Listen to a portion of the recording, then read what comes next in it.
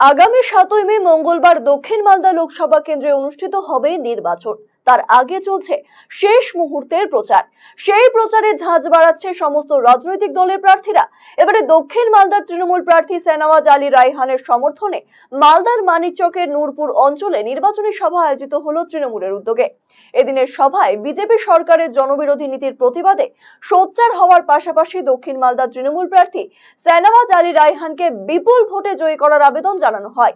এদিনের এই কর্মসূচিতে উপস্থিত ছিলেন দলীয় প্রার্থী সেনাওয়াজ আলী রায়হান, বিধায়ক গোলাম রব্বানী, বিধায়ক সাবিত্রী মিত্র, ব্লক সভাপতি ডক্টর মাহফুজুর রহমান সহ অন্যান্যরা।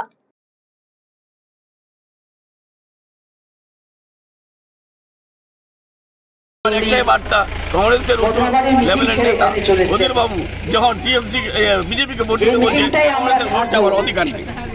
এখানে কংগ্রেস নাই, আমাদের ফাইট হচ্ছে বিজেপির সঙ্গে, যার জন্য আমরা 100% আশাবাদী আমরা জিতে আসবো। আমাদের প্রার্থী জিতে সেনাওয়াজ আলী রায়হান জিতবে। হ্যালো স্টুডেন্টস, আশা করি তোমাদের পড়াশোনা খুব ভালো চলছে। তোমাদের পড়াশোনাকে আরও ভালো করে তুলতে এখন ফিজিক্সওয়ালা আসছে রায়গঞ্জের করোনেশন স্কুলে। আমাদের ক্লাস শুরু হবে মে মাসের ফার্স্ট উইক থেকে প্রত্যেক স্যাটারডে এবং সানডে।